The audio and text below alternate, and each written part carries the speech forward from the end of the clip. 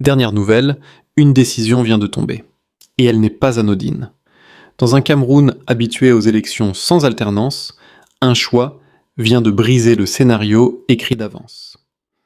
Le mouvement pour la renaissance du Cameroun annonce qu'il ira aux élections législatives et municipales. Légalement, officiellement, résolument, un droit en apparence. Une onde de choc en réalité. Car dans cette crise politique, Cameroun, participer n'est jamais un geste neutre, c'est un acte de survie, un refus de disparaître. Une provocation silencieuse dans un système bâti pour user fragmenter, puis effacer ses oppositions. Ici, le danger n'est pas l'illégalité. Le danger, c'est la persistance. Derrière cette annonce, une mécanique se met en marche. Une machine politique que beaucoup espéraient voir s'éteindre et qui choisit au contraire de rester debout, structurée, prête. Dans un paysage où tant d'autres forces ont été réduites à des sigles vides, cette décision réactive une peur ancienne, celle de l'urne, lorsqu'elle n'est plus maîtrisée. Ce moment n'est pas un simple épisode électoral, c'est un test de résistance, un test du temps, un test du système lui-même. Ne quittez surtout pas cette vidéo, ce qui s'annonce n'est pas un scrutin ordinaire, mais un basculement stratégique majeur. Abonnez-vous pour suivre cette analyse jusqu'au bout, car lorsque le simple exercice d'un droit provoque une telle tension, c'est que quelque chose, quelque part, est en train de vaciller. Dans une démocratie fonctionnelle, le droit de participer aux élections ne fait pas débat. Il s'exerce, il s'inscrit dans la normalité institutionnelle, il appartient à l'évidence. Mais au Cameroun, ce qui devrait aller de soi devient un point de fracture. Car ici, le droit n'est jamais simplement juridique, il est politique, stratégique et parfois explosif. L'annonce de la participation du mouvement pour la renaissance du Cameroun aux élections législatives et municipales ne constitue pas un événement anodin. Elle intervient dans un environnement où l'espace électoral est saturé de méfiance, d'obstacles administratifs, de soupçons permanents et d'asymétrie de pouvoir. Dans ce contexte, aller à l'élection n'est pas une formalité. C'est une décision lourde de conséquences. Il faut ici déconstruire une illusion tenace, celle qui consiste à croire que l'abstention volontaire serait un acte de pureté politique et la participation une compromission. Cette lecture simpliste ne résiste pas à l'analyse des rapports de force réels. Un parti politique n'existe pas par ses intentions, mais par sa capacité à se maintenir dans l'arène où se joue le pouvoir. Se retirer durablement du jeu électoral revient à s'auto-effacer, à laisser le champ libre à ceux qui n'attendent qu'une chose, le silence en face d'eux. Le droit électoral Cameroun n'est pas une concession accordée par le pouvoir. Il est inscrit dans les textes reconnus formellement, revendiqués par les acteurs politiques. Le problème n'est donc pas l'existence du droit, mais les conditions de son exercice. Dans un système où l'administration, la justice et l'appareil sécuritaire sont étroitement imbriqués dans le jeu politique, chaque acte légal devient un test de résistance. Exercer un droit dans ces conditions revient à exposer une structure, à la mettre sous pression, à mesurer sa capacité à encaisser. C'est précisément là que se situe le cœur du choix opéré. En décidant de participer, le MRC ne cherche pas à légitimer un système contesté. Il refuse au contraire de lui offrir ce qu'il attend le plus, la disparition progressive de toute alternative crédible. La participation n'est pas une validation. Elle brasse une confrontation silencieuse menée à l'intérieur même du cadre institutionnel. L'histoire politique récente du Cameroun est marquée par une constante implacable. Les forces qui abandonnent l'arène électorale cessent rapidement d'exister comme acteurs nationaux structurés. Elles se fragmentent, se radicalisent, sans déboucher, ou se dissolvent dans l'oubli. A l'inverse, celles qui restent même affaiblies, même entravées, conservent une chose essentielle, une présence. Et dans un système fondé sur l'usure, la simple persistance devient un acte de défi. Il ne s'agit donc pas ici d'optimisme électoral ni d'illusion démocratique, il s'agit de survie politique.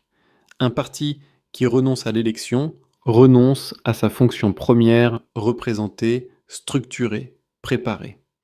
Car le pouvoir ne se prend pas dans l'abstraction. Il se conquiert dans des cadres précis, imparfaits, souvent hostiles, mais incontournables. Ce choix pose une question dérangeante pour tous les acteurs de la contestation. Peut-on prétendre transformer un système en se plaçant durablement en dehors de ses mécanismes centraux ? Peut-on fragiliser un pouvoir en lui offrant l'absence d'adversaires organisés ? L'histoire ici répond sans ambiguïté. Participer dans un tel contexte n'est pas se soumettre, c'est refuser l'effacement. C'est maintenir une structure vivante là où tant d'autres ont été neutralisés. C'est accepter la contrainte pour préserver l'avenir. Et c'est précisément pour cela que ce droit pourtant fondamental devient si dérangeant. Mais lorsqu'un simple acte légal suffit à provoquer autant de crispation, le problème n'est peut-être pas l'élection elle-même, mais ce qu'elle pourrait révéler. Dans les périodes de forte tension politique, les systèmes ne craignent pas les discours. Ils craignent les structures. Non pas l'indignation ponctuelle, mais l'organisation durable. Non pas la colère visible, mais la capacité à durer. C'est dans cet angle mort que s'inscrit la stratégie portée par Maurice Kamto. La tentation est grande de réduire son rôle à une figure symbolique, à un catalyseur d'émotions, ou à un nom fédérateur. Cette lecture est incomplète. Elle néglige l'essentiel, la politique ne se gagne pas sur le terrain de l'instant, mais sur celui du temps. Et le temps, en politique, se domestique par la structure. Une machine politique ne se résume pas à une candidature. Elle repose sur un réseau, une discipline interne, une implantation territoriale, une mémoire collective et une capacité à absorber les chocs. Dans un environnement hostile, ces éléments ne sont pas accessoires, ils sont vitaux. Là où d'autres forces se sont dispersées, dissoutes ou radicalisées sans débouché institutionnel, le choix a été fait de préserver l'outil même au prix de contraintes sévères. Cette approche rompt avec une vision romantique de la lutte politique. Elle refuse l'illusion selon laquelle la pression populaire seule suffirait à provoquer un basculement durable. L'histoire récente démontre l'inverse. Les mobilisations s'essoufflent, les élans se fragmentent, les systèmes, eux, attendent, ils savent que l'émotion est périssable. La structure, en revanche, constitue une menace permanente. C'est là que s'opère la distinction fondamentale entre l'activisme et la politique institutionnelle. L'activisme agit dans l'urgence, dans la visibilité, dans l'impact immédiat. Il expose, il alerte, il dérange, mais il s'use. La politique institutionnelle, elle progresse lentement, sous contrainte parfois, au prix d'apparentes concessions. Elle ne promet pas de victoire rapide. Elle accumule, elle prépare, elle survit. Cette logique du temps long impose une discipline particulière. Elle exige d'accepter des règles biaisées, des cadres imparfaits, des procédures verrouillées, non par naïveté, mais par calcul. Car sortir du cadre dans un système qui contrôle l'ensemble des leviers revient souvent à offrir au pouvoir le prétexte qu'il attend, pour disqualifier, marginaliser ou dissoudre. En maintenant une structure opérationnelle, en restant éligible, en préservant une capacité d'intervention électorale, le choix opéré ne vise pas l'événement immédiat. Il vise la séquence. Il parie sur l'usure inverse, non pas celle de l'opposition, mais celle d'un système contraint de gérer indéfiniment une présence qu'il ne parvient ni à absorber ni à éliminer. Ce pari est risqué. Il expose à la pression administrative, à la judiciarisation, à la surveillance permanente. Mais il évite un danger plus grand encore, l'invisibilisation progressive. Dans un environnement politique saturé de signes affaiblis et de formations neutralisées, la simple continuité devient une anomalie.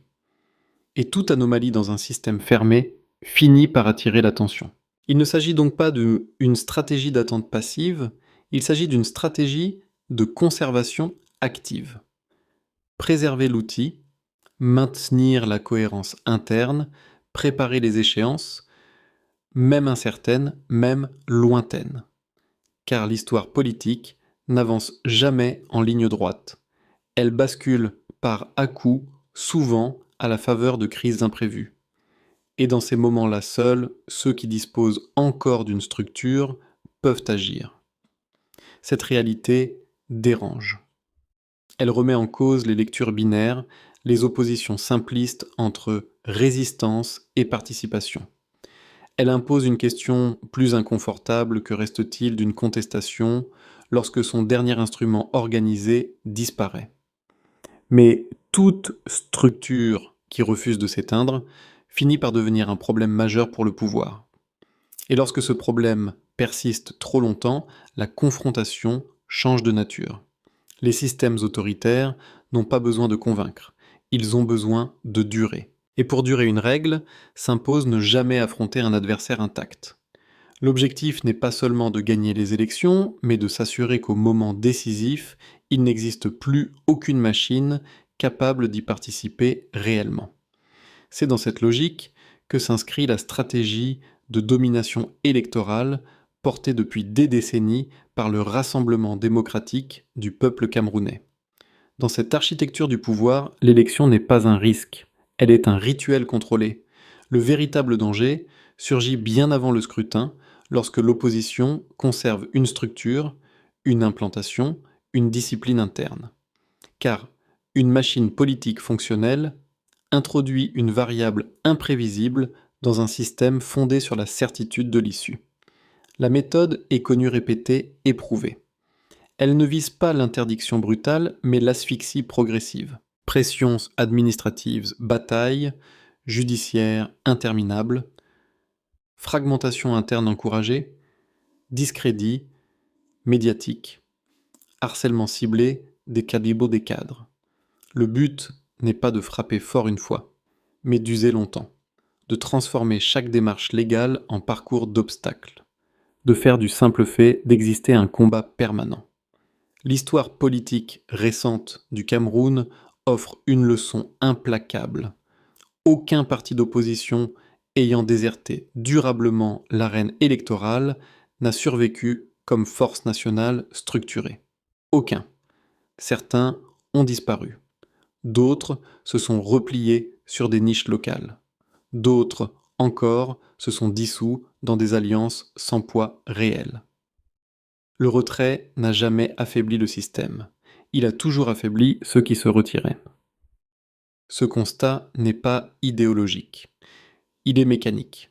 Dans un environnement où le pouvoir contrôle le calendrier, les institutions et les ressources, l'absence d'adversaires organisés crée un vide. Et ce vide devient une zone de confort pour le système. Sans concurrence crédible, l'élection perd toute substance. Elle se transforme en formalité, puis en habitude, puis en certitude. C'est précisément ce scénario que la décision de maintenir une présence électorale vient perturber. En refusant l'auto-exclusion, une structure politique impose au système un coût permanent. Elle l'oblige à déployer des moyens à justifier ses actes, à maintenir une pression constante. Et cette mobilisation prolongée, loin d'être anodine, révèle une faiblesse fondamentale, un pouvoir qui doit lutter en permanence contre une existence qu'il n'a pas réussi à effacer. Dans la crise politique, Cameroun, cette dynamique prend une dimension particulière. Le pouvoir ne cherche pas seulement à gagner, il cherche à épuiser. Il ne vise pas la confrontation frontale, mais la disparition lente de toute alternative. Dans ce contexte, participer n'est pas naïf. C'est refuser de jouer le rôle assigné à l'opposition affaiblie, celui du spectateur indigné mais inoffensif. La persistance d'une machine politique debout crée une tension structurelle. Elle empêche la normalisation complète de la normale.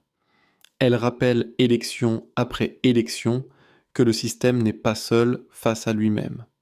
Et cette simple présence même entravée, même contestée, suffit à maintenir une faille ouverte dans l'édifice. Mais cette situation ne peut durer indéfiniment sans provoquer une réaction. Un système habitué au vide panique face à ce qui refuse de disparaître. Plus la structure tient, plus la pression augmente. Plus le temps passe, plus la confrontation change de nature. On ne cherche plus seulement à gagner contre elle, on cherche à l'empêcher d'exister. C'est ici que se dessine le véritable enjeu. Et c'est ça enjeu. Ce n'est plus une question de participation ou d'abstention. C'est une question de survie politique dans un environnement conçu pour éliminer toute concurrence durable. Et dans cette bataille silencieuse, chaque élection devient un test. Non pas de victoire, mais de résistance. Mais lorsqu'un adversaire refuse à la fois l'abstention comme suicide et la rue comme refuge, le système se retrouve face à un problème qu'aucune routine électorale ne peut résoudre. Dans toute crise politique prolongée, le regard international joue un rôle décisif. Non pas par ce qu'il dit, mais par ce qu'il tolère. Le Cameroun n'échappe pas à cette règle. Depuis des années, la situation intérieure est observée, documentée, analysée.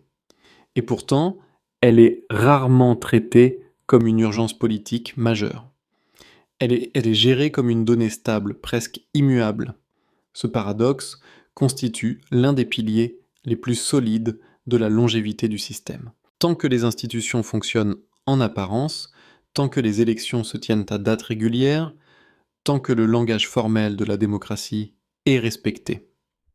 L'essentiel est considéré comme acquis. La stabilité prime. Le reste devient secondaire. Dans cette logique, la démocratie cesse d'être un mécanisme de choix réel pour devenir un rituel acceptable. Une procédure sans conséquences tangibles. Un cadre suffisamment crédible pour rassurer les partenaires, mais suffisamment verrouillé pour empêcher toute alternance effective. Le droit existe. Son application est neutralisée. Et cette neutralisation progressive finit par être perçue comme normale. La participation de l'opposition à ce cadre biaisé est alors interprétée à l'extérieur comme une preuve de pluralisme et non comme un acte de résistance interne. C'est là que se joue une ambiguïté dangereuse. Car ce qui est présenté comme une normalité institutionnelle masque, en réalité, une tension profonde, une usure constante, une fragilité accumulée. Lorsque le mouvement pour la renaissance du Cameroun choisit de rester dans l'arène électorale, le message perçu à l'international diffère radicalement de celui ressenti à l'intérieur. À l'extérieur, il s'agit d'un processus politique ordinaire. À l'intérieur, il s'agit d'un rapport de force permanent, d'un test de survie organisationnel. Cette dissociation des lectures crée un espace de confort pour le statu quo. La question des Maurice Kamto élections illustre parfaitement cette fracture. Pour les observateurs éloignés, il s'agit d'une séquence électorale parmi d'autres. Pour le système, il s'agit d'une anomalie persistante, une structure qui refuse de s'éteindre malgré les contraintes, les pressions et le temps.